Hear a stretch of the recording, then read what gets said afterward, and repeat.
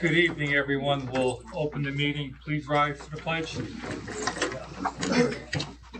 I pledge allegiance to the flag of the United States of America and to the republic for which it stands, one nation, under God, indivisible, with liberty and justice for all. Thank you. Okay, we'll open our meeting up to public comment, and the first half of public comments are agenda items only. So if you have any questions regarding the agenda, please stand, state your name, and ask the question. Okay, we'll close public comment. Tonight we have our special presentation, Leaders of the Pack, and we'll start with the elementary school.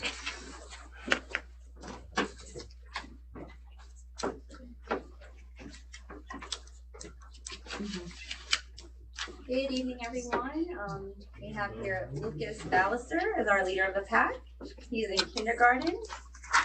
Ms. Letizia, his classroom teacher, says Lucas consistently demonstrates a strong work ethic and a genuine desire to help others. He's always focused, eager to learn, and he approaches tasks with determination and a positive attitude. Whether it's assisting classmates with their work, contributing to group activities, or choosing teacher helper as his job for the week, Lucas shows kindness and patience, making sure everyone feels supported. His willingness to lend a hand and his dedication to doing their best makes him a valuable member of the classroom community and a leader of the pack.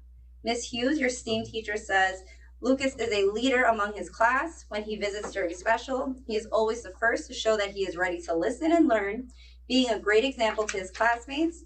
His nomination for leader of the pack is well deserved. Ms. McCaffrey, your music teacher, says Lucas is a wonderful music student who always follows directions and is a true pleasure to have in music class. Ms. Petroshaw, your library teacher, says Lucas is always a positive role model for his classmates and comes in with a smile. He is a wonderful addition to our Husky family. And Ms. Canosa, your PE teacher, says Lucas is always enthusiastic about learning and physical education and leads by example and is a positive classmate to his peers.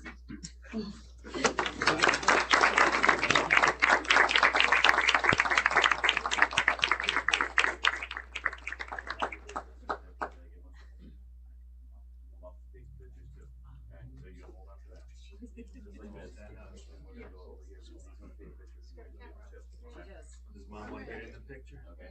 You want to start here? Perfect. Right, we're going to repeat that a few more times. Yes, stay positioned. There you go.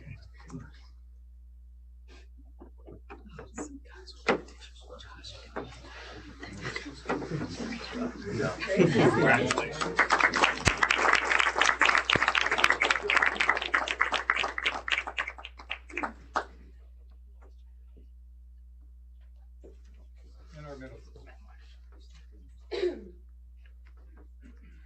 So our leader of the pack is not able to join us this evening, but we are here to represent Keegan Taylor.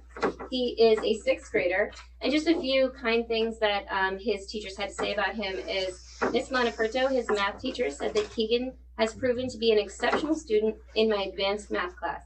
He is extremely hardworking and always eager to learn. Keegan participates during class discussions and is willing to help others during class. Moreover, he is able to consistently do well while balancing the demands of hockey on top of his schoolwork. That's where it is tonight. Keep up the hard work, Keegan. I'll just read one more from Ms. Curlis. I've loved getting to know Keegan this year. Keegan is an amazing student. He is always on task, interested, and enthusiastic. He always has a smile on his face, respectful and kind to everyone. Keegan is truly a pleasure to have in class. Congratulations.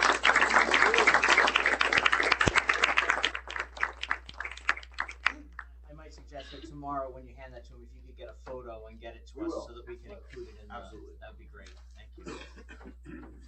High school? Or just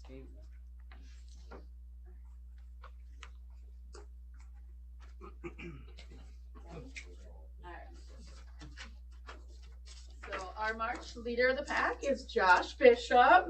Got a little, fan club coming in, surprising him here.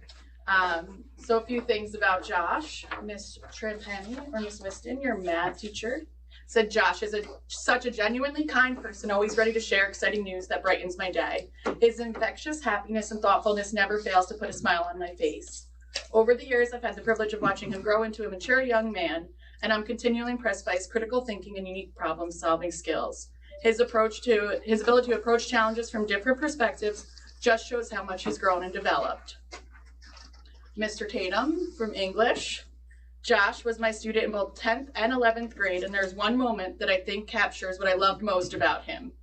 In 10th grade, we made a video essay about a person who has been impactful in our lives. Do you remember this? Okay. Josh made his video about his buddy Noah.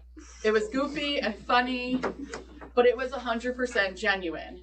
Josh is someone who values his friendships and someone who will show up for his friends when they need him. He's been a model of character and consistency for 4 years here. And even though this is just one of the long list of accolades he's accrued over the years, it is one that is well deserved and cements his status as a leader and a role model for his peers. Congrats, Josh. Coach Slopik. Josh embodies the ideal of a student athlete, excelling in both his academic and athletic pursuits. His unwavering dedication, exemplary performance, and positive influence make him a true role model. And Miss Otis. Josh is a strong language student. He's easygoing but works hard and is kind to others and is fun to be around. He will be missed next year. And we have a little change up. We have a guest speaker coming in. Coach Early is here to talk as well. Hello, I'm Coach Early. I am Josh's track coach. Reason I'm here is because Josh did something pretty amazing in the winter. So Josh had a phenomenal indoor season. He ran a lot of great times, went to state quals, bossed it, and we thought his season was over. I got a call 2 Thursdays ago that a runner had dropped out of the state meet. So Josh was invited to go compete in this relay team at the state meet, which was pretty cool. It was very last minute. It was 2 days before the state meet I got this call. So I'm on the phone with him and his mom at 8 o'clock at night trying to figure out what we're gonna do. So we get him down there, and in this relay, he ended up taking first. He won a gold medal at states. He was on the fastest relay team in New York State, which is a pretty cool thing, something I don't think anyone's ever done in Highland history. So we just wanted to come here and recognize Josh for all his hard work.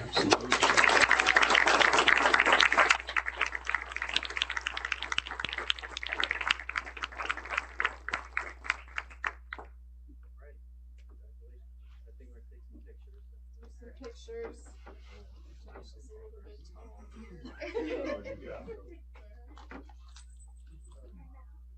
Do we want to do one with Coach Early too? Yeah. Because we talked about the track. Oh, sorry. Yeah, That's okay. Get Coach in there. Oh, you're off the hook.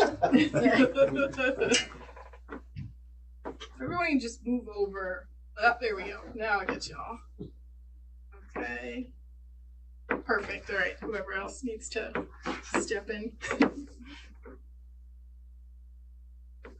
Okay,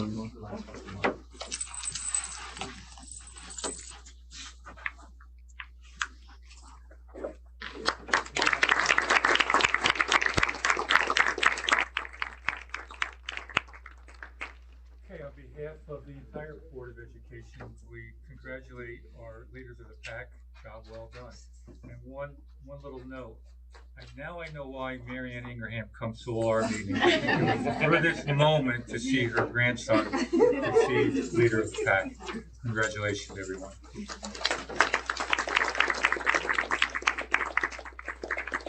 Okay, for the leaders of the pack and their families, if you would like to leave, you're more than welcome to, unless you want to stay and listen to our budget resolution. More than welcome.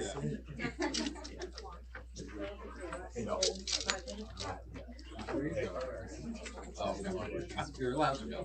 I was curious. All right, thank you.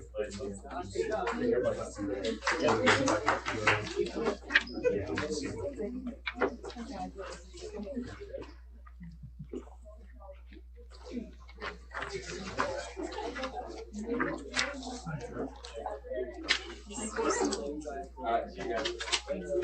Thanks, folks. Thank you. I like opening it up.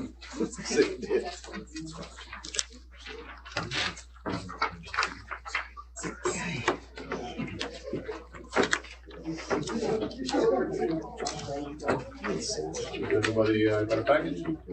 Perfect. Great. So let's begin. Good evening, everybody.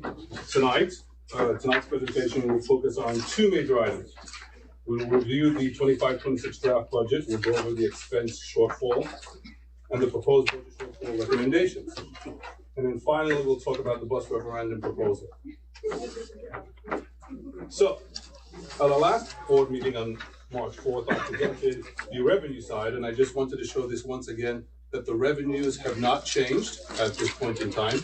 They're still at the $56,714,675. However, the legislative budget is still in review, and by April 1st, we should be getting a better number as to what the legislative side is going to do for the educational budget. Once that happens, we'll get better revenue numbers that we can look at going forward. So let's talk about the big elephant in the room, the expense side. At the last budget presentation on March 4th, I presented to you a budget that had $57,765,941. That left us with a deficit of $1,051,266.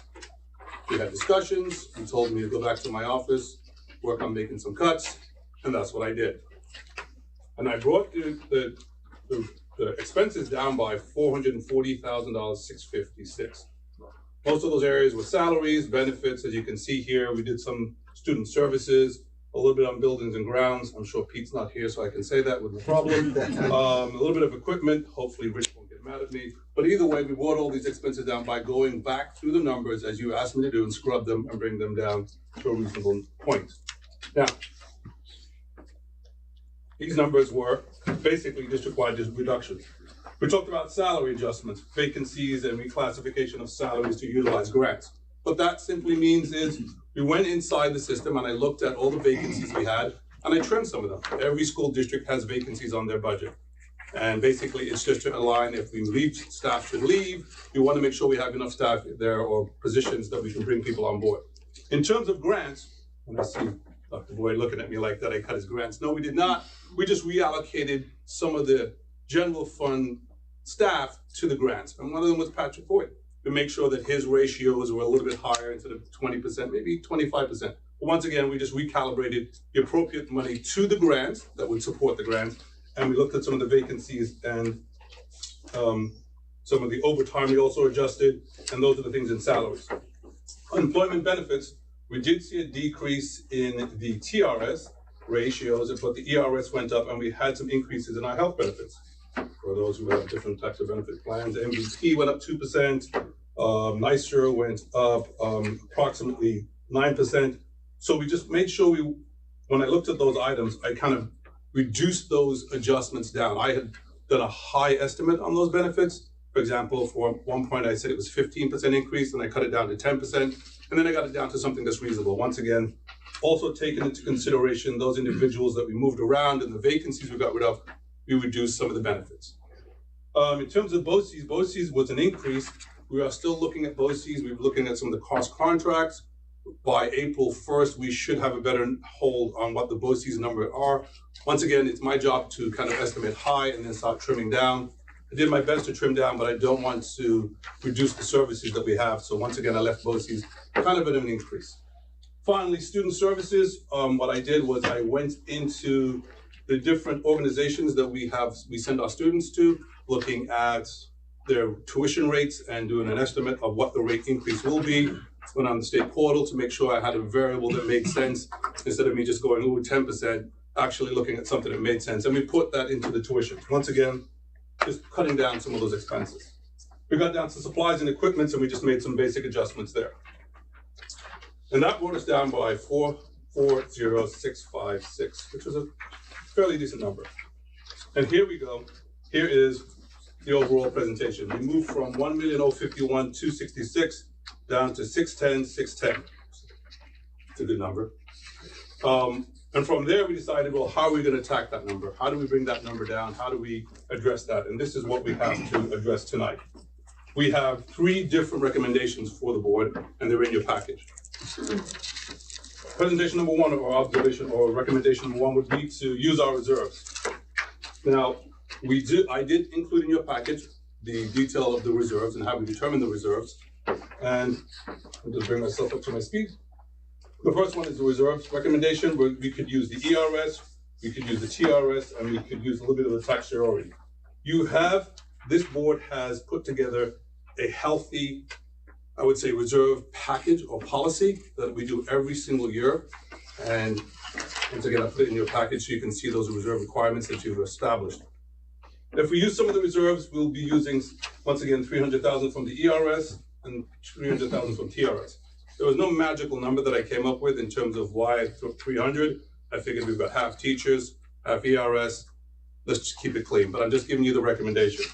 Second recommendation would be for the ERS to be 200,000, TRS to be another 200,000, taxiary to be 610, and fund balance of 200,000. So the fund balance, we say, where's your fund balance coming from? This year, I believe we'll have some type of savings. I don't want to give out that fund balance number yet. I'm still scrubbing the numbers. I'm still getting some purchase orders from the principals. Don't say that out loud. But I'm making sure that we are kind of scrubbing those numbers for this year. Once again, I think we'll have a comfortable fund balance based upon some of the savings, but also based upon the additional revenue we've received from the state. So once again, it's not just cutting your expenses, it's also getting revenue from the state, which we have gotten a sizable amount. So that would give, I would say, 200,000 from the fund balance. Or option number 3 would be to take the entire 610 from the fund balance. Once again, you've already setting aside 1,150,200 for the next year's appropriations. This will be on top of that. So these are my recommendations. Once it will cover the 610. As I said before, there are some BOCES bills that we're going to either come in high or low. That may change the numbers a little bit, but I think we've scrubbed this enough at this point in time for the board to make a decision on how we should proceed to cover the budget. I also mentioned before that the governor has come out with her number, and legislation is coming out with their number. So there will be an opportunity that other revenue sources are coming in that may reduce the number, the deficit we have here a little lower, but we'd still probably have to make one of these choices. So yes. So right now, we put $1 million in of applied fund balance. And should we choose fund balance again, that would grow that number to 1.6 moving forward? It would be 1.7. It's currently at 1.1 right now. Point well made. Yes. Yeah. It would grow, but you have the option as we go forward and look at our budget, look at our revenue that's coming from the state. You don't have to always make that number 1.7. It's not a number that you're locked into. You can change that. It's what you appropriate. It's your choice. Understood. So we could have 1.7 this year and then have a better 25, 26, looking into 26, 27, better revenue sources. They're changing some of their criteria that may help Highland and other school districts get better revenue, where you may not have to have that appropriation number. It may be down to $500,000 or so. I'm on the other side of the pie all the way. Reserves, personally. It's, we can make a decision, but once again, these are the recommendations. And then we get to proposition number 2, the bus referendum. In everybody's packet, not packet, I didn't add it to the packet. I did send out to everyone in an email a breakdown of what we thought the bus was going to be, our proposal. We have proposal number 1, 2, and 3, based upon the history and trends. And we've come back with proposal number 1, which would be for 5 buses and 1 pickup truck, for a total of $962,497. Yes. Now, I know that we had spoken previously about things that we were considering when we went through this. We talked about New York State recommended that there's a 10 years for buses to districts to use. This district decided to use 12 as their guide. The Suburbans and vans are still used as a 10-year mark. Buses are regularly rotated to extend the life of the buses. Just like in any other vehicle you have, you just kind of rotate the ones you have. So we have 55 in the fleet. We use minimally somewhere between 25 and 30 buses on average to transport our students, and we then rotate those buses so we can get the best value and life out of them.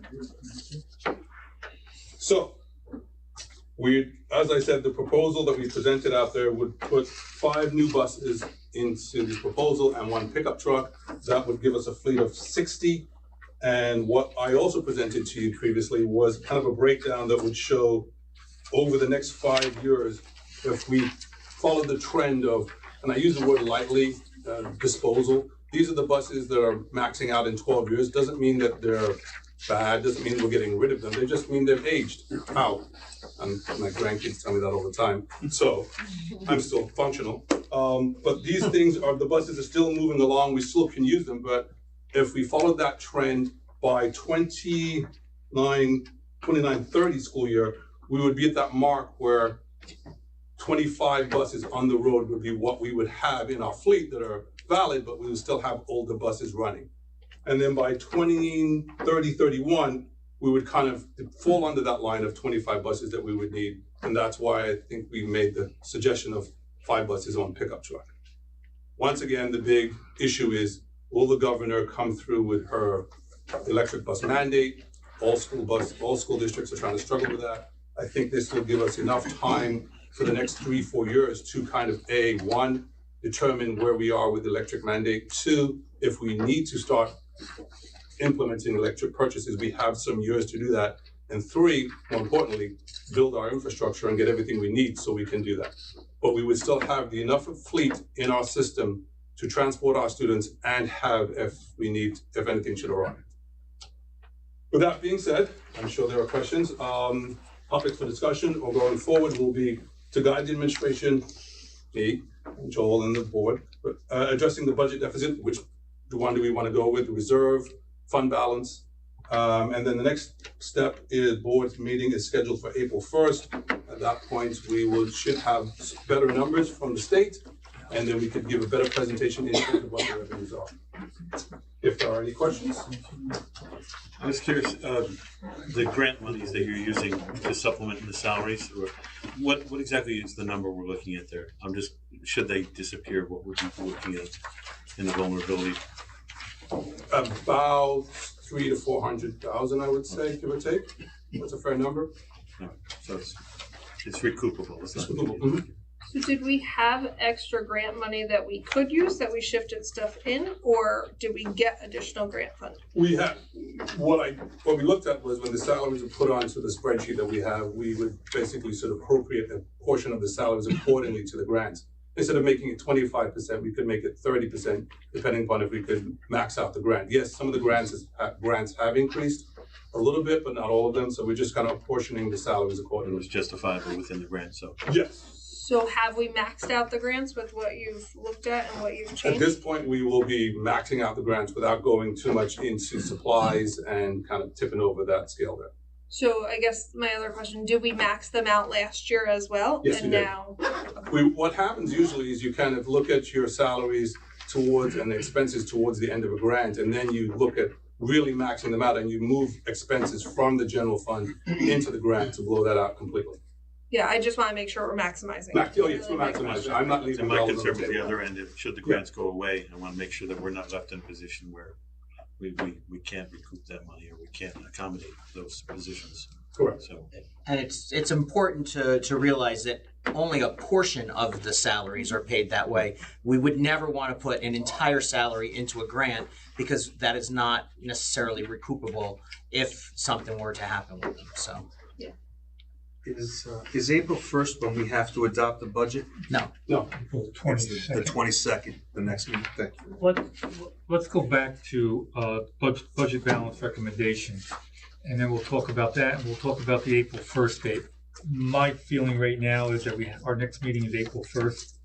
I'd like to push that meeting forward a little bit, maybe to the following week, April 8th, only because we don't know if the governor is going to have her budget on time for April 1st. Historically, it hasn't been. I know the Senate and the Assembly both have their recommendations, so there are a couple billion dividing the three of them. So I think we need that time to realize what the final budget from the governor is going to be, and if that does anything to our bottom line there. Going back to the budget balance recommendations, I'd like to hear from everyone what your feeling is as far as if we have to utilize those three scenarios, which one would you prefer?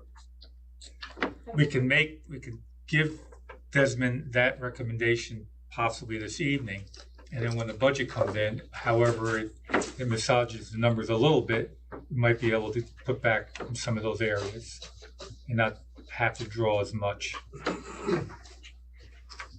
So, anybody have any feelings towards the three recommendations? I have some questions if I Go can ahead. start Yeah, with them. sure. So we're already carrying over, and everybody who's been here for years knows this. This is my pet peeve. How we carry over every year. You know, it was 500,000 when I started on the board. Now we're up to 1.15. We just keep increasing it. So if we go with that option 3, now we're up to 1.7. I mean, can you look at that budget and tell us our current year spending that we're going to be able to carry over $1.7 million? Because if so, I think we have a problem with what we have in those line items, right? If every year I'm saying, this is my budget, but I got 1.7 to carry over, to me it just seems like we should be looking at that a little bit closer. Yes, and we are. So you're not carrying over 1.7 in this year. That's a number that I would definitely not say we're carrying over. However, you're carrying over a little bit, you're carrying over a fair amount. And where that fair amount comes from is, once again, you did get additional revenue from the state. That's number one. Number two, you did have some savings in certain areas, some supplies, some salaries, you know, something contractual agreements went down, we didn't really need to use. You have that little bit of savings. So if you looked at overall, your biggest revenue piece is the revenue coming in from the state and other revenue sources, and your expense savings is a small number, but combined, they'll make a decent number to your fund balance. To your point, no, we will not have a 1.7. And I've heard it before in other school districts that you are concerned about using your fund balance because that should be for a rainy day. And you want to make sure you have a healthy reserve or healthy fund balance, and that's fine. Then I would say, look at your reserves. I think your reserves that you've been allocating accordingly for that, you could use a little bit. You don't have to, and then as you go forward and make more savings and more savings, you can increase that fund balance where you can get to a point where you would feel a little bit more comfortable. Right. So in terms of the fund balance carryover, right? If we go with that option 3, we're saying we're taking 1.7 from our fund balance, right? Yes. What do we have there? Without putting it out in the public, I could give you those numbers. Okay. And tell you that where. Yeah, it's usually finance committee type of discussions. Yeah. I have them. I just would like to share it with you. So in terms of the carryover, is that 1.15? That's absolutely the carryover, right? The 1.15 is once again a carryover that we've naturally put into this part of, I would say, part of the budget calculation. So yes, it would be part of the number. And just to remind, it used to be higher. We worked very hard to get it back to 1.1. And just so you're aware, I don't have necessarily the retirements on the horizon for this year, but over the course of the next 3 years. This is the point that we were trying to get to this next year, because that's when I have, it's like 15 possibly folks that we're going to have to replace them, but we'll be able to replace them at a lower rate. So when we say use reserves, is there, I know we're just throwing out amounts here, around 300,000 for each of them in that first option. Are there increases that we're seeing with those 2 line items that would justify us using those reserves? Yes, you had an increase in your TRS rate went up. Your ERS rate went up significantly. Your TRS rate actually declined a little bit. It went down to 9.59 from 10.11, I believe. So the TRS is the only one that kind of went down, but the ERS definitely has gone up. And your taxiori, is a reserve that you put aside that can mitigate certain tax issues, and we could use some of those funds also. And if we use the 1.15 from the carryover, will we have anything additional to put into reserves after the end of this fiscal year? Do you anticipate? Yes. I know you don't know for sure, but once again, gone through the numbers very quickly, looking at what we did, what has gone through the district. I do believe you'd put something back into your fund balance for this year. So you'll definitely add back to your reserve, add back to your fund balance. And I can, once again, without, through the public and go through the details, I can show you where the reserve, the fund balance is, what we currently have, what our high estimate of what the fund balance I think we'll have. Once again, that's kind of a moving target, but at least show you these are the numbers that we've come up with as of today, and then we can work from there. Yeah, and I kind of just, the questions coming from me, I kind of relate the carryover and the fund balance together, because if we don't carry it over and apply it to the next budget, we're going to put it into fund balance. So to me, those things are kind of one and the same, because it's going to be the same bucket at the end of the day. And that's just where my questions are coming from. But. And that's a fair question, and I've seen that before. It's you know, you want to make sure that we have enough in our fund balance as we go forward to ensure that when we go down further down the road, we have something rather than taking away from it a little bit and then having nothing, because we never know if we're going to have enough fund balance in any year going forward. Yeah, and really my concern is, I mean, we saw last year the 5-year outlook, right? And I think the next few years just got a little bit harder each year, and I don't think it was this year that was our hardest year. I think it was next year, the year after. But you know, what you're saying, there's retirements that could help it out a little bit, but it does also change our school dynamic, right? Sure. You know, so and growth. Our growth factor's still over 1. I think that's going to remain. You know, there's a lot of indicators here that are pointing in a decent direction. I think the positive right now, looking at those 3 recommendations, that we're not tapping into any of our programs.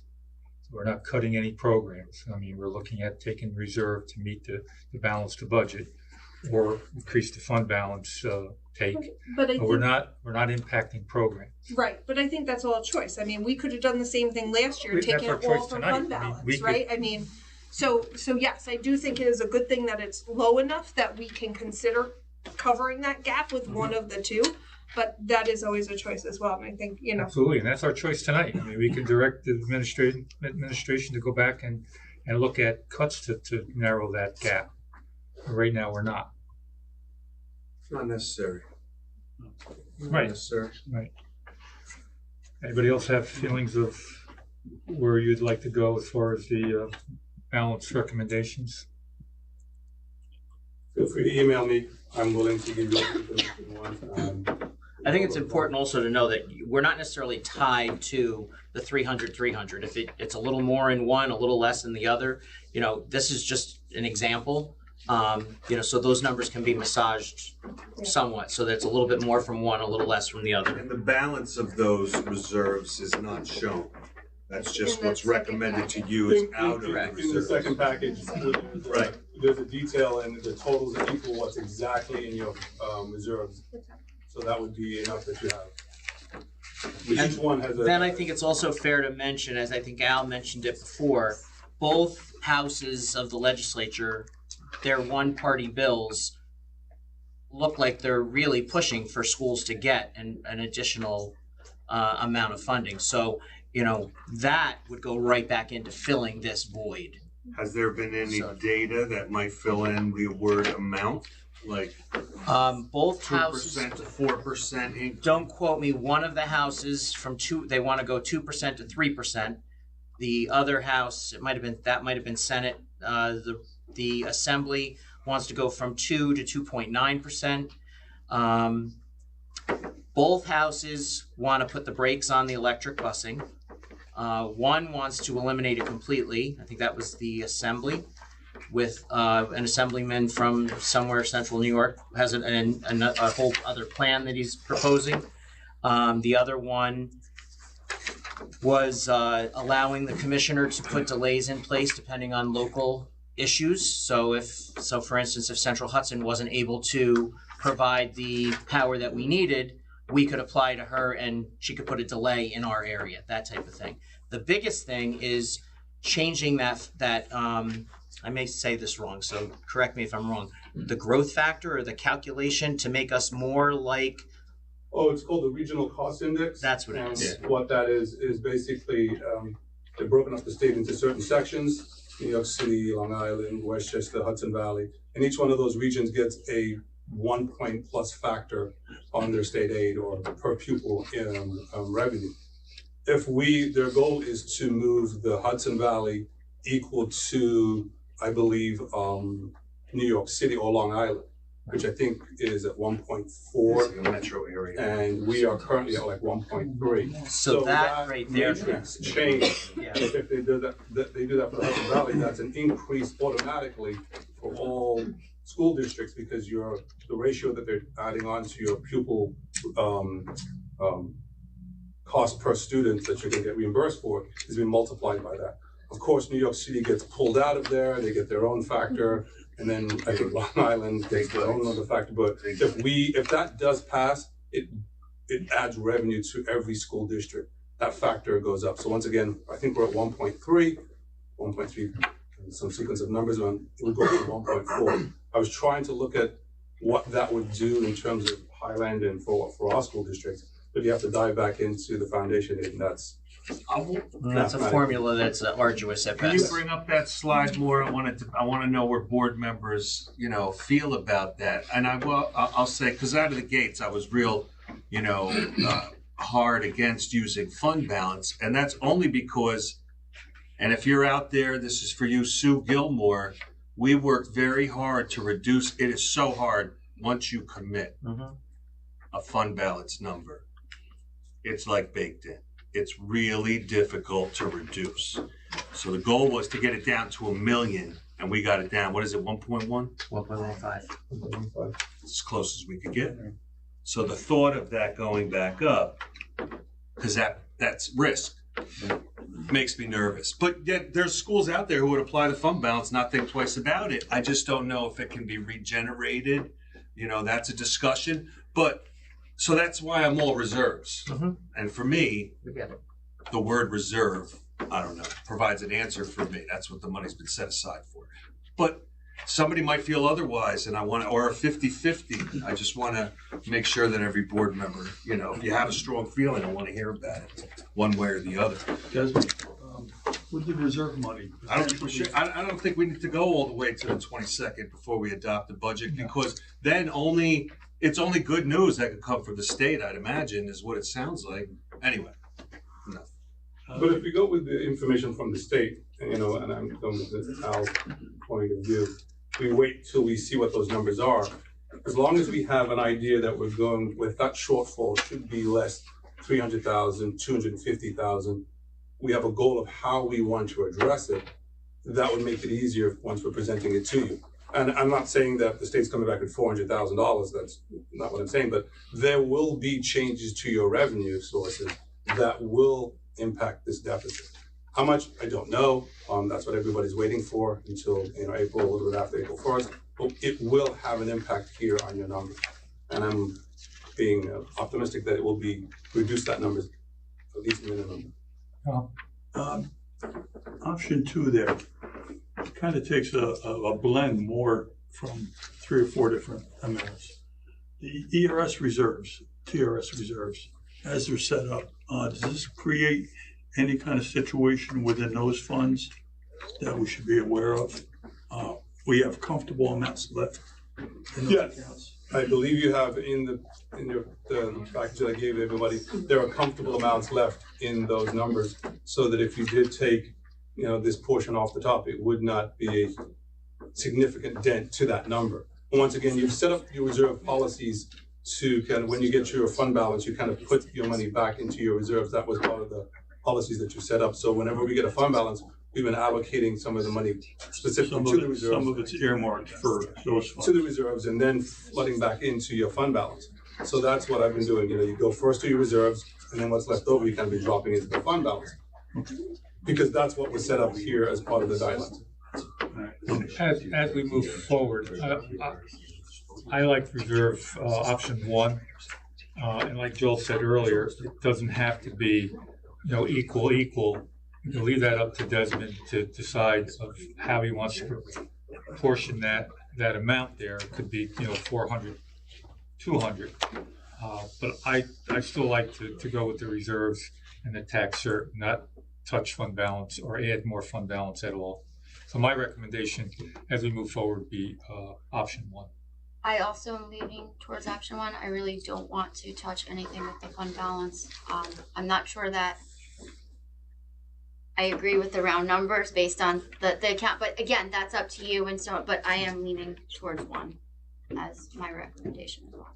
I think I agree with one, and along with Alice, I think given what we see in the reserves, I would probably shift that to a 2/3, 1/3, given the proportions that are showing in the reserve. I gave the presentation just to keep it very cleanly rather than diving into some mathematical calculation that I could probably some Well, other. you'll see it back. It's well done. Yeah. I mean, You'll know what their anticipated needs Right. are in each, so.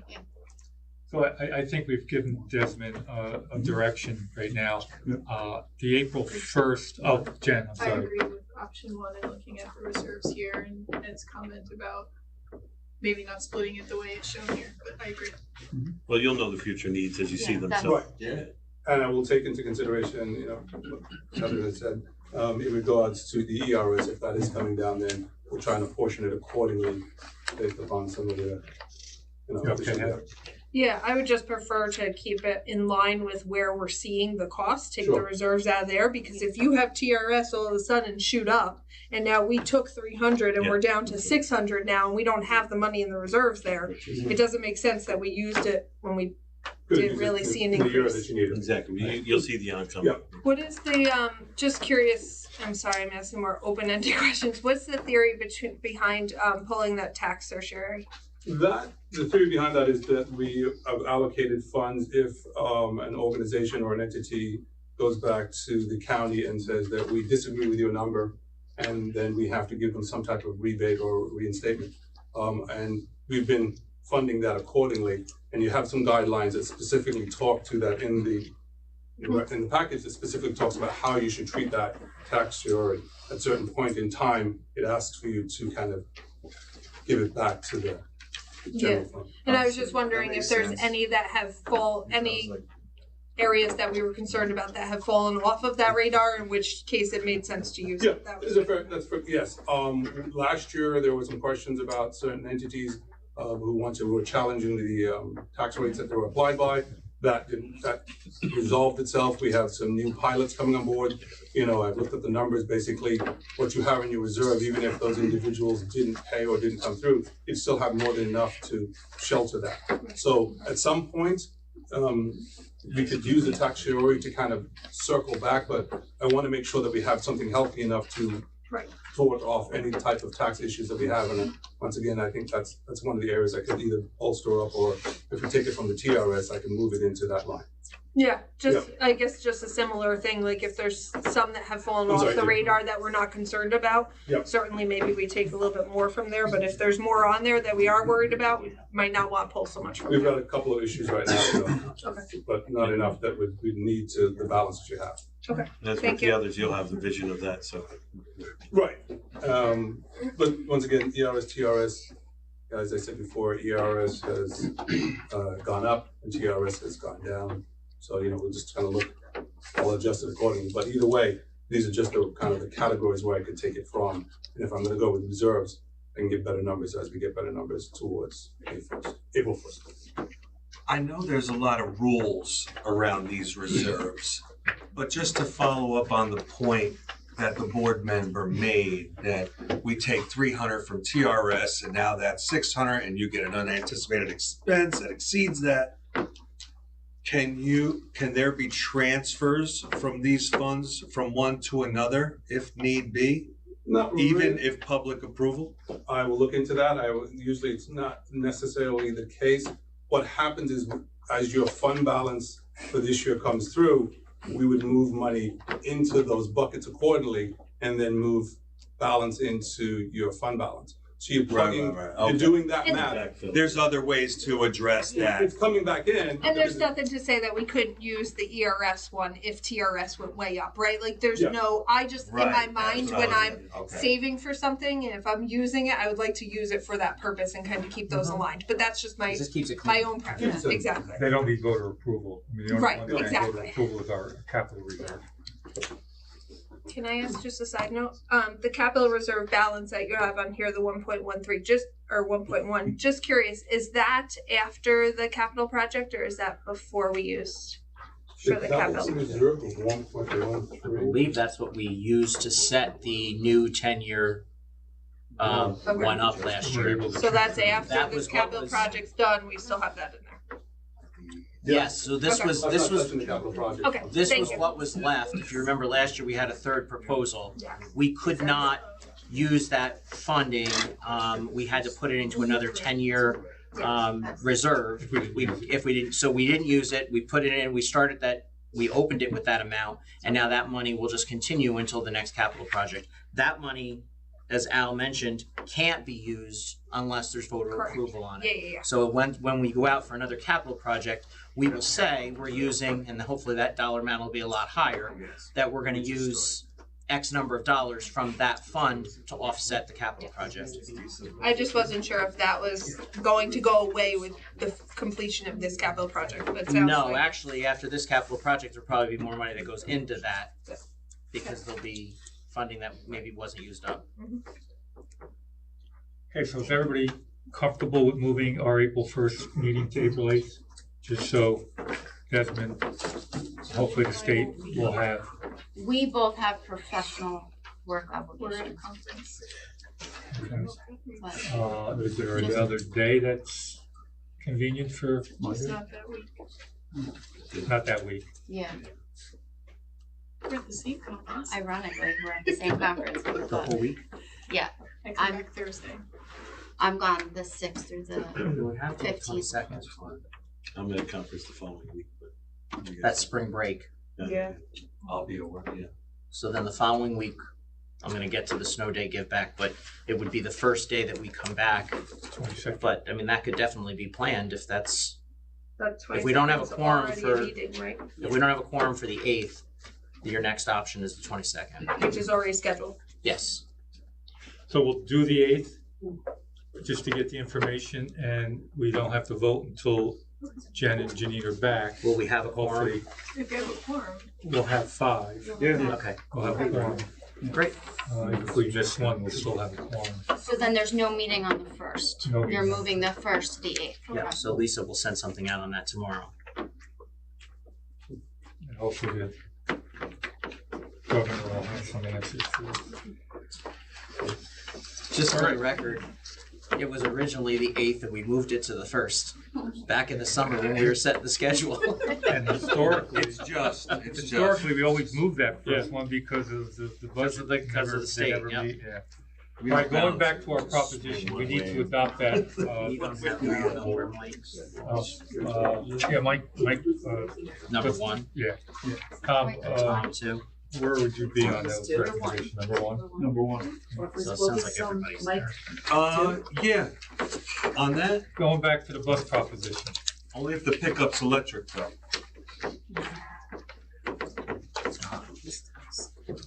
I would be hesitant to do electric if they're gonna use it for snow removal. I think it's with a plow, I It's believe. with a plow. It's a pickup with a plow. My opinion is if you're not gonna have a charger in place, there's no point in having an electric one. You're never gonna have it charged enough to use it. Just my own personal experience, but I wanna see us, we talk a lot about electric, you have an opportunity to do some on-site research and development. I see them all over the neighborhoods. Some people here might have electric vehicles. I don't know what the big deal is to test one out. But I'm just, it doesn't have to hold up any discussion. I'm just, I don't think that Why was not dab? costed out in that, so that number would probably be higher than what was researched. Okay. Unless you have, do you have a cost of an electric? Not yet. I would suggest dipping your toe in and going hybrid.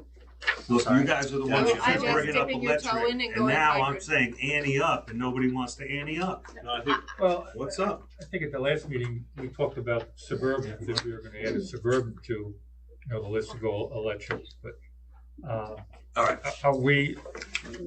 we purchased all our vehicles from last year's bus proposition, I believe we have. I believe so.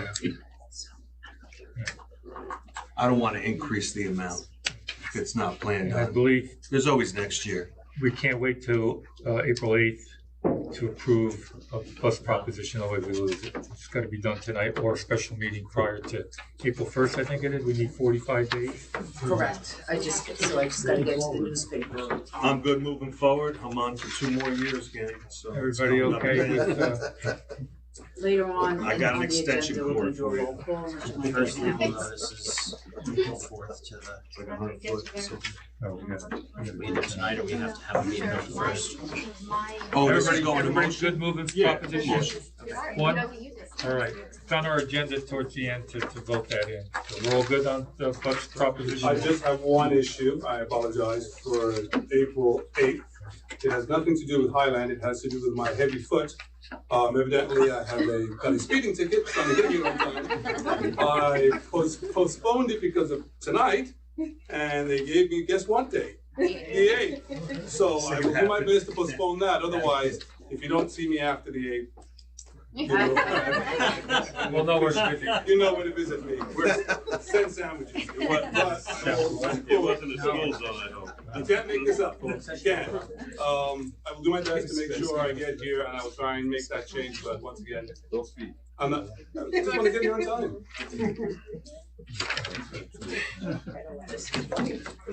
I can always try to pinch bat for you that night. Yeah, sure. I'll make the numbers good. Put all my talking points there. Thank you. Just tell them who you are. He went in with his name tag on, thinking he was gonna get out of it. Yeah, we'll see what comes up. Okay. Thank you for all that work, Desmond. Who's pushing everybody? I know. Moving on to our consent items, EA E.8 to C.3.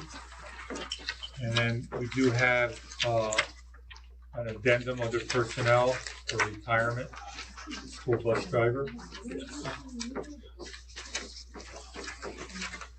Anybody have, as usual, anybody have any questions, concerns, comments? Want to pull any item out and vote on it separately? Have any questions, you can shout them out.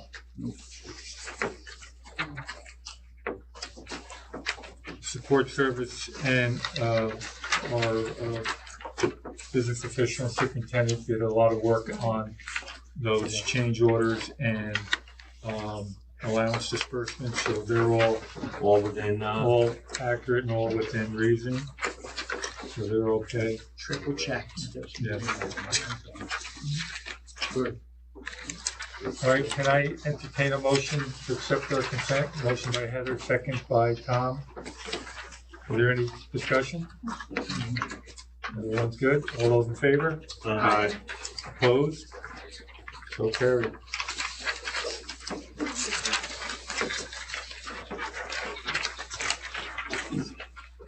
Okay, our principal's report. We're good? Yeah, Elementary school. Good evening, everyone. Two quick additions to my board report. First, last week, kindergarten went to UPAC to go see a performance by the Mermaid Theater Company from Nova Scotia. And, when the kindergartners came back, they thought it was pretty awesome. Tried asking them, like, what did you go see? They did not convey Goodnight Moon and Runaway Bunny, but they did have a really fun time. So, as you know, little 5-year-olds, like, it was awesome, it was huge. And I was like, all right, what did you see? They're like, it's a huge, this place is big. I was like, all right.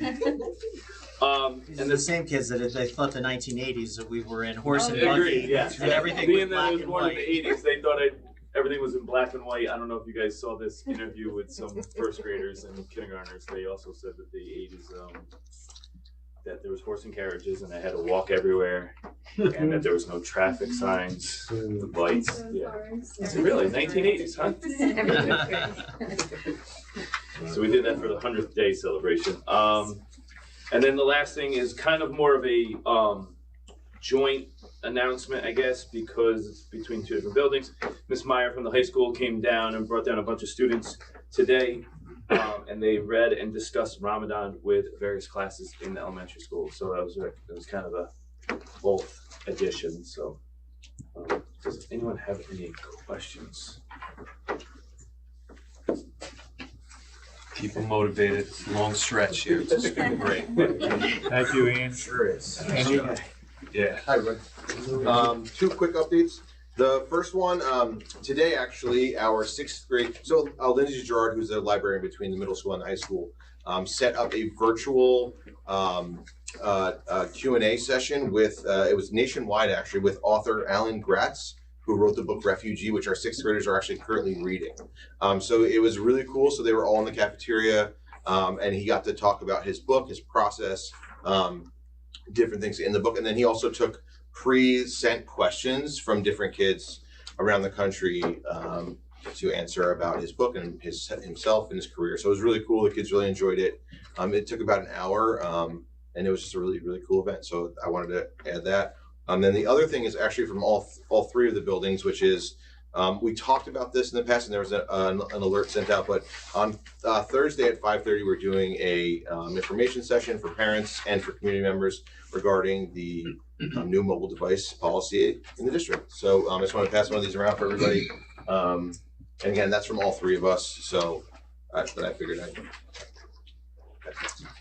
those are my updates. Does anybody have any questions? Thank you for your. Thank you, Andy. Ken?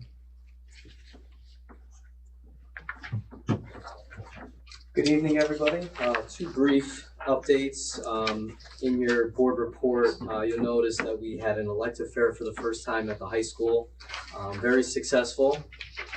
So one of my updates was a potential idea that came up that Colleen and I are going to start working on. We're looking to start a summer job fair for our juniors and seniors and bring in local businesses to promote job opportunities within the community. You know, that's a hot topic. The kids want to leave school with a summer job. I know that that's a topic on social media. So, you know, hopefully we can address that and have a successful summer job fair for our students, very similar to the elective fair format. So hopefully you guys will be seeing that in the future. And then just lastly, Colleen started on Thursday. Just wanted to give her kudos for jumping right in mid-year. She's been doing excellent and has really kind of, you know, started getting comfortable and really taking on the role very well. So kudos to Colleen. Thanks, man. That's it. Does anybody have any questions about the high school board report? Thank you, sir. Actually, yeah, one question. Sure.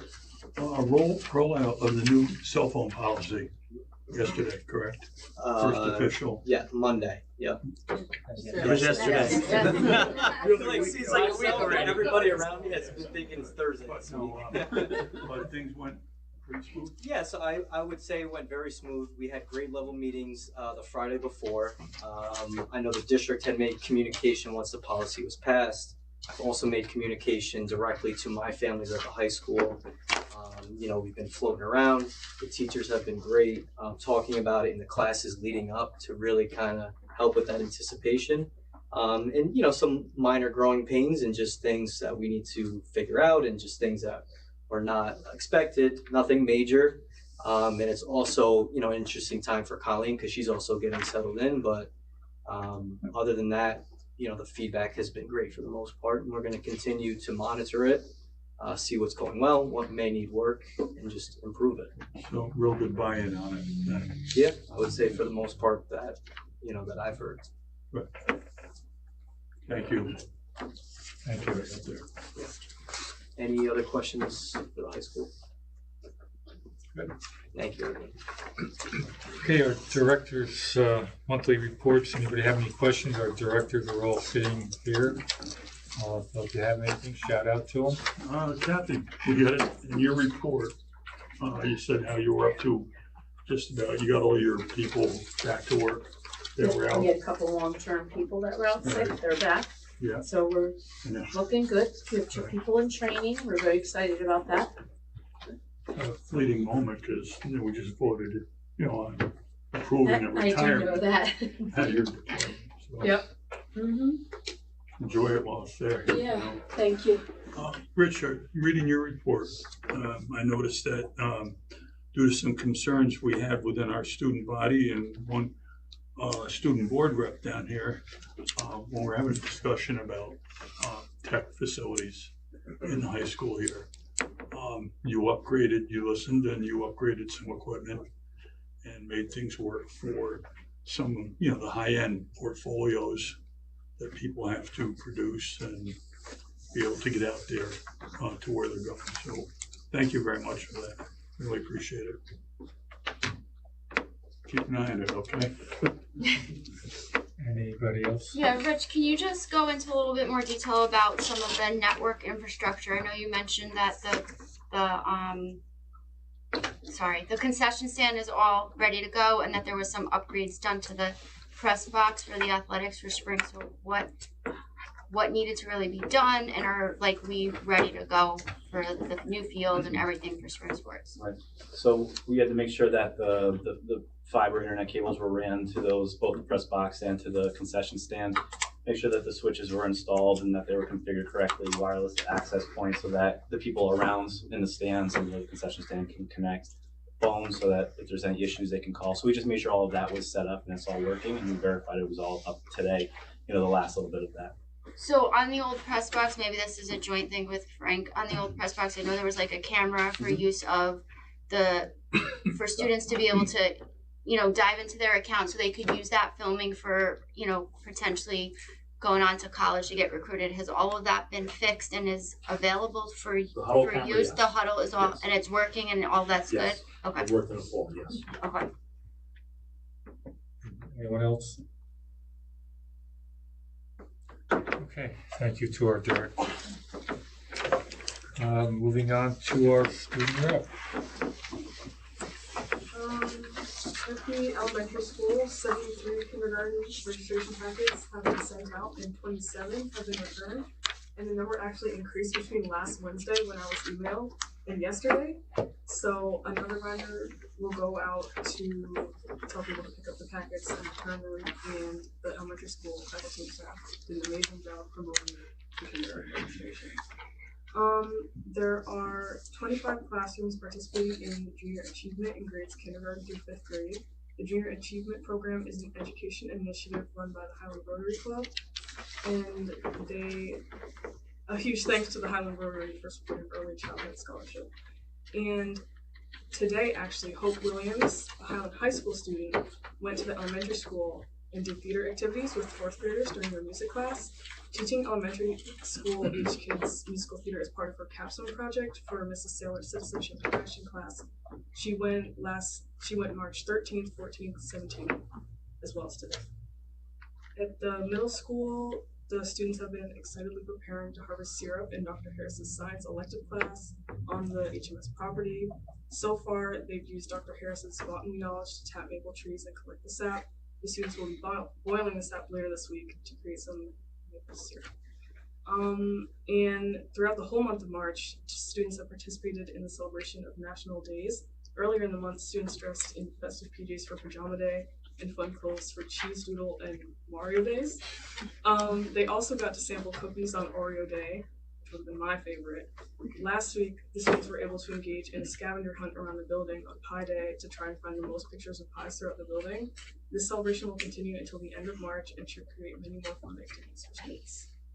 At the high school, the Model United Nations Club hosted an all-day conference on March 7th during parent-teacher conferences. They welcomed students from Ulster BOCES and New Falls High School. This event provided participants with the opportunity to step into the role of global leaders, diplomats, and historical figures while tackling pressing international and domestic issues. Highland Club members played integral roles in the conference, serving as organizers, committee members, and chairs. The committee chairs facilitated 3 committees designed to mirror the real United Nations, complete with formal procedures and professional attire. Delegates engaged in structured debates, conducted thorough research, and participated in strategic negotiations, all in an effort to form alliances and draft peaceful resolutions. Club President Shreya Golconda and Club Advisor Stephanie Santagata worked around the clock together to organize this conference, and it turned out amazing. For winter sports, Josh Bishop went to states for track and field. He ended up winning gold, representing the athletic talent we have at Highland.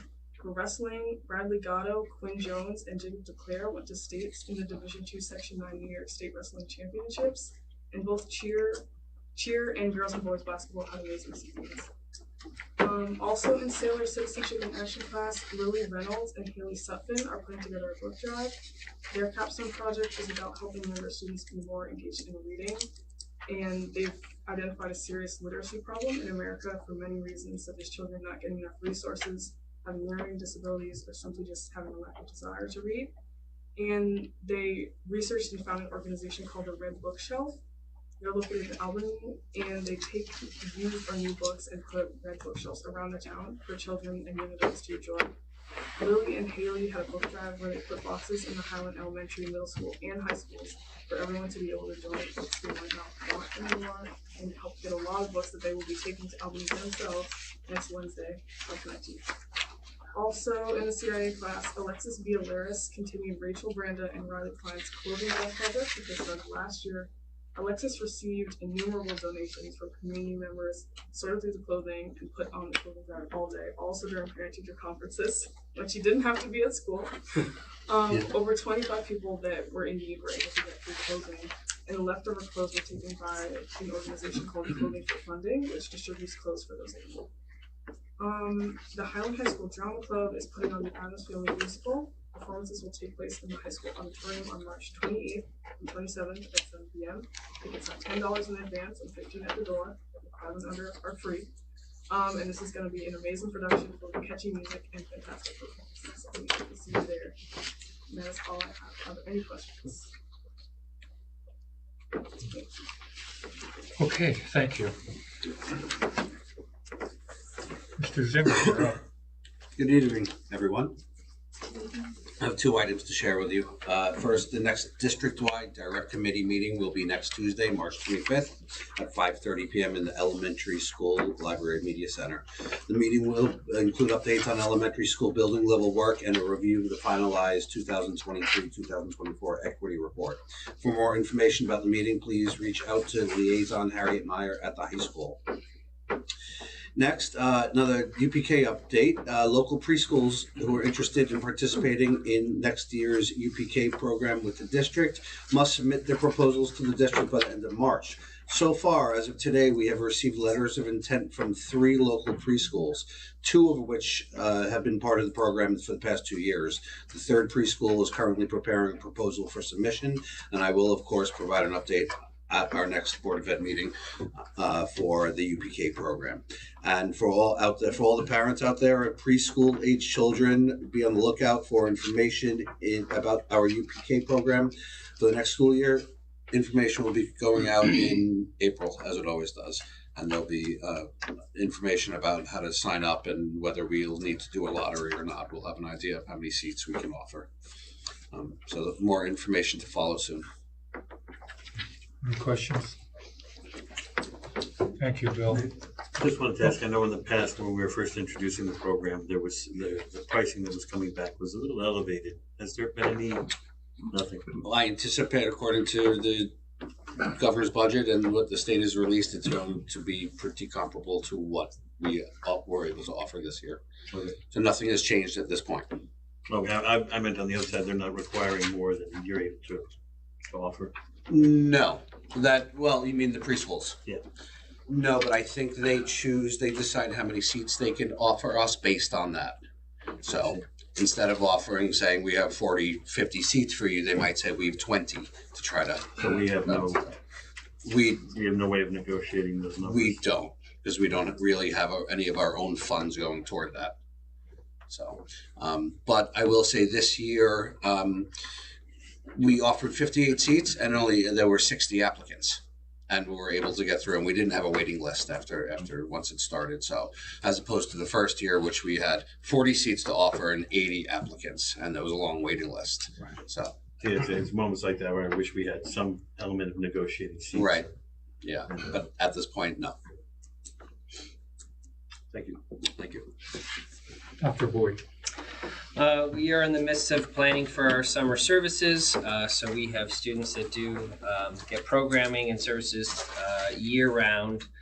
So we'll be posting some of those positions for the summer, and also putting in all of our applications to the summer programs for students that attend programs outside of our district. Today, the state released some notifications and reports for indicators which look at disproportionality, representation of racial and ethnic groups in special education. Some districts were identified and then they have to go through reviews. We were not identified in any of the areas, so we were notified that of today. And just finally, Friday, this Friday is March 21st. It is World Down Syndrome Day. As part of the awareness, they encourage everyone to wear bold, colorful, fun socks on Friday. So we are encouraging, if there's anybody here that has any, encouraging everyone to participate this Friday. A pair of those socks already. We all might need to borrow some. Got enough, yeah. Any questions for Dr. Boyd? Thank you.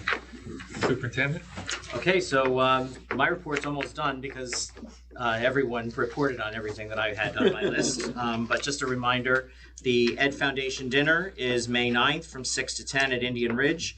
Again, as I said at the last meeting, we'll be honoring Jean Rizzo, Fred DeMeo, and Mary Beth Sasso. The tickets are $65 a piece. The information is on our Facebook and website, and you can get tickets by calling Becky Auchmoody at 845-234-1522. I gave Heather a copy or a couple of gala checks already from table sponsors that went out to the organizations that we work with. I believe that's our legal counsel, and it might be our construction management group. I think that one came in, or that one's coming. So that's nice that those folks are helping with that. Just great success at our 2 scholarship concerts this year. You know, as everyone's aware, we had to move our instrumental concert to last night, and you could not get a seat in the gym. It was probably over capacity, and they just sounded incredible. So kudos to our music department. I don't have the final number of what dollar amount that they brought in for the scholarships, but as we mentioned at the concerts, all of that money goes right back into giving high school seniors that are going into the field of music scholarships. And I think the biggest thing that everybody's waiting for is what is the plan for the 4 unused snow days. So I have a communication ready to go out tomorrow to the families. And so right now we have 4 snow days. If we don't use all 4, or if we don't use any before spring break, then my plan is for Friday, April 1st, Monday, April 21st, Friday, May 23rd, and then Tuesday, May 27th. If we, did I, what did I say? First. Oh my goodness. April 11th, Friday, April 11th. This is all going to go out in an actual email, though, to the whole community tomorrow.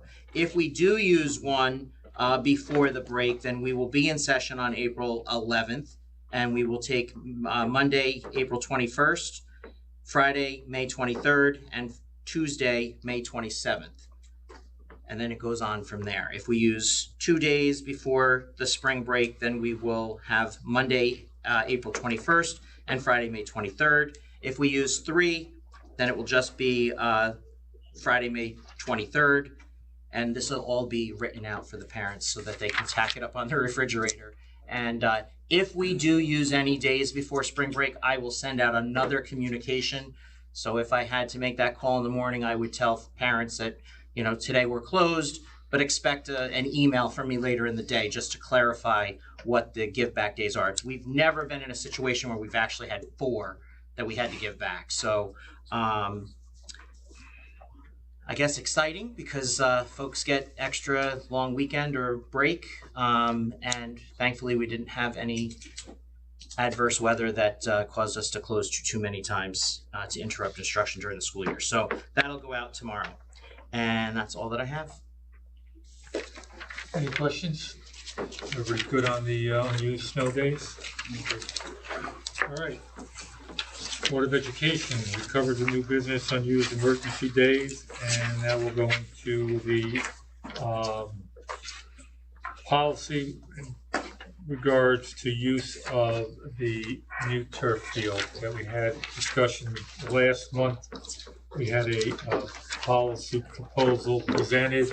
Does anybody have any concerns regarding that policy? And if you don't, you want to move it to a second reading and adopt this evening, we can. Well, I know there was a lot of good discussion at the last meeting. Did any of that result in any recommended changes or tweaks of the draft policy or no? Not that I recall. I don't think there was any emails or anything regarding that. There was nothing in the minutes. All right, go ahead. Just a few minor word, things. That was it. Nothing substantial. Some wordsmithing. Yeah. Right. Any concerns, comments? Is there gonna be a fee schedule that's gonna go in this policy with regards to the usage of the field and or other things that might require? I don't believe we put our fee schedule in the policy. That's usually. It's not in the policy because it's updated every year. Yeah, we update it every year. I think the biggest thing for use of the concession stand facilities that we were going to recommend when the letter goes out to each organization that it'd be beneficial for them to get a Ulster County Board of Health approval, and then they don't have to hire any of our food service workers to supplement their staff. I think the policy, as we saw it, was fine, but I think one of the things that kept coming up was the issue of insurance. And I know everybody here is tasked with a great many things, but I would like to see us undergo a review of our insurance policies and insurance providers. And maybe if we have to form a committee in order to do that, we could do that. You want to chime in? Sure. So we have something. Just on that point, as per the last meeting, I decided to reach out to the other Food International and ask them to just stop by and have a conversation with me about the insurance that we have here. And I've also reached out to NYSER and asked them to kind of come by and kind of talk to us about our insurance requirements. And then we're going to work on trying to put together some type of memo that talks about the insurance policy we had one year, and why with the insurance policy we have this year, what were the major differences between the two, and what caused some of the issues with the entities. But we have both organizations coming in here to assess the policy and tell us what we need. Okay, and with that, down the line, if we find that the criterion they're putting forth to us isn't a good fit with the district, that we will open up research, okay? I have asked them very pointedly saying, how do extra classroom clubs cover this? What about varsity letter clubs? What happens in this situation and that situation? I want specific answers to my question rather than generic. Well, they're in there. Show me in the policy if it's in there or if it's not in there, and where it would be covered. And if it is covered, how is it covered? And what would it cost? So I'm making sure that they give me specific answers that I can give back to the board. I appreciate that tremendously. I think because what was becoming evident was we have neighboring districts that don't have these limitations. And the question is, what are their policies and why don't they and why do we? And I think sort of to be able to confront them with that and to also, gain a better understanding, I think would be.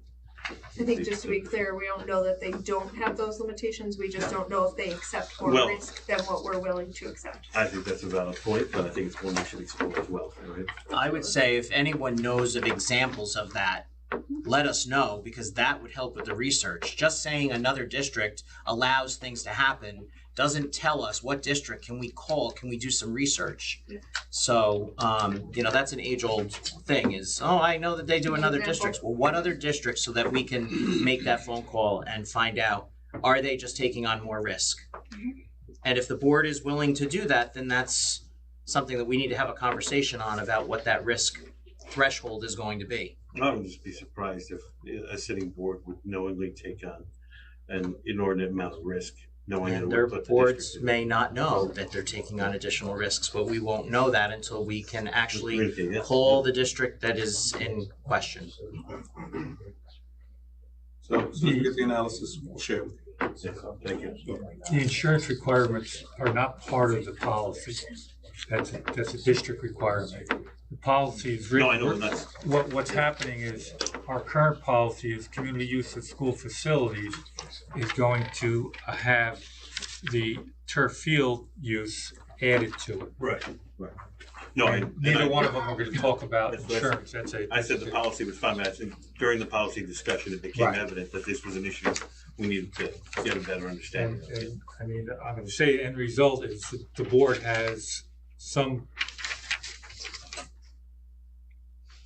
can have some input into the insurance once Desmond kind of finalizes and brings it back to us that we can be a little, if we wanted to be a little lenient in certain areas, but I don't think that's something the board wants to get involved in, but it's always the board's prerogative. No, I'd love to confront the actuaries and talk to them about it. No, you don't get that far in. It's more of a discussion on what the general liability coverage is. Well, that's what I mean. And what types of, incidents. An actuary would love for us to put up the money to cover all possibilities, but that's part of the negotiation of the policy, is to say, well, I don't think that's reasonable if you want us to remain. We have to have, there's always play in these. I'm going to hold the second reading. I don't believe legal has vetted this yet. So we're going to have that added to our current policy and have them vet. Yeah, it's time to come with a full draft. Yeah, if we're good to go, then I'll have legal start working on this, and they'll have plenty of time if we're moving. So you've got 24 hours if you have any comments to get back to Joel before he sends it on to legal. We got some time. As long as we have it back by April 8th. All right. I won't send it until Thursday morning. All right. Under new business, again, school board candidate nominating petitions are available currently. They have to be back to Lisa on Monday, April 21st, 5 p.m. We have 2 vacancies to fill this year. Lisa, if we're closed that day, you'll still be here to accept them? So is the district office, we had a meeting today with the district clerks, and that was one of the things I was going to talk to you about. Is the central office open or closed? Yes, it's central office doesn't get snow days. So I will be here. Not when we return them. If the weather is bad, then we afford them that nice gesture. Yeah, I will be here. Okay. Great. Okay. I will be here. The 2 vacancies this year are Janine Gemmel and Tom Miller. The office for 3 years. And everything in the petitions, I think, are self-explanatory, about 25 signatures. And they have to be back to Lisa Shamiglia. All right, bus propositions, what we discussed earlier. I'll read it and then we'll do a roll call. Be it resolved, the Board of Education, upon the recommendation of the superintendent, approves the following proposition to be placed on the ballot at the annual meeting of the qualified voters of the Highland Central School District to be conducted on Tuesday, May 20th, 2025. Shall the Board of Education of the Highland Central School District be authorized to, 1, acquire 5 school buses and 1 pickup truck with plow and pay costs incidental thereto at the cost not to exceed $962,497, which is estimated to be the maximum cost thereof. 2, expend such sum for such purpose. 3, levy the necessary tax therefore to be levied and collected in annual installments in such years and such amounts as may be determined by the Board of Education in accordance with Section 416 of the Education Law, taking into account state aid. And 4, in anticipation of the collection of such tax, issue bonds and notes of the district at one time or from time to time in the principal amount not to exceed $962,497 and levy a tax to pay the interest on said obligations when due. Lisa, can you do a roll call, please? Yes. I'll start. Mike Bakaxias, just say yes or no. Yes. Jen Becker. Yes. Janine Gemmel. Yes. Ed Mizell. Yes. Heather Welch. Yes. Tom Miller. Yes. Alan Barone. Yes. That's all. Carried 7-0. Under miscellaneous, Ulster. One thing, I just need a motion. Oh, yes, we need a motion, you're right. Motion by Janine, second by Ed. Thank you. You got the roll call. Ulster County BOCES annual meeting. If you're going, please respond to Lisa by April 1st. And it's the students in the culinary program prepare the dinner and head count is required. I went to that a bunch of years back. It is an enjoyable event. If you're interested, let Lisa know. Anything for the good and welfare of the district? Question. It came up last year, and I want to get it straightened out for this year. We've always had not really a policy, but an agreement that current Board of Ed members and/or former Board of Ed members could present diplomas to their children, grandchildren at graduation. I'd like to continue that, and I don't know what kind of discussion we want to have about it, what the parameters are, but we can wait till next meeting and do it. I just want to give you a little heads up, have some thoughts, and you will put it together. Okay. Thank you. Just quick history of what Tom is bringing up. And it's been a standing practice for a good number of years.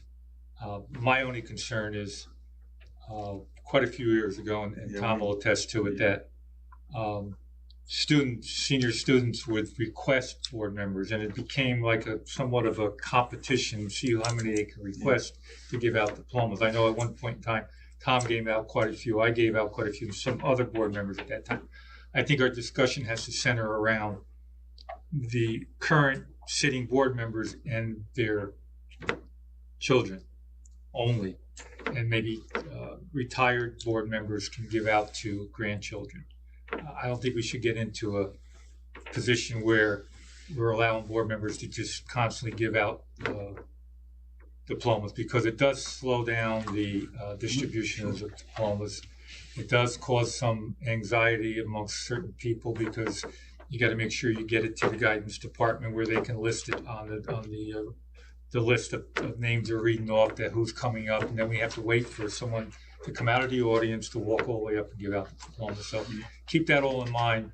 I would be okay with it with with sitting board members and former board members to possibly their grandchildren, but not neighbors or who's down the street or a friend of a friend. I think we have to limit that. We have to kind of make that policy. And again, not a policy, but a standing commitment from the board. We did in the past have those persons that were chosen, for that honor. If they weren't already sitting on the stage as sitting board members, they put a little grouping of chairs off to the side, so it made that a little bit easier.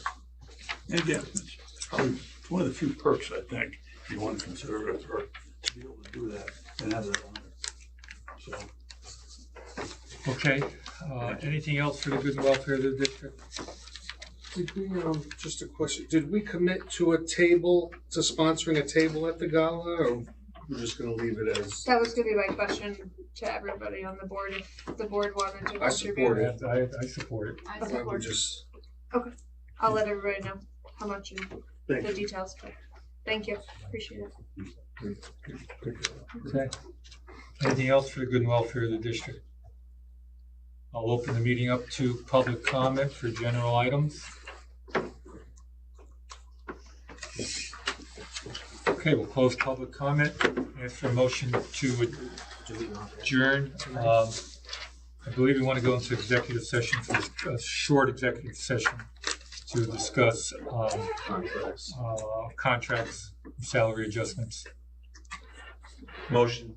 So need a Go to motion to executive go session. into executive session. We will not be coming back out into general session, so everyone can go home. Motion by Mike, second by Tom. All those in favor? Aye. We'll stay here.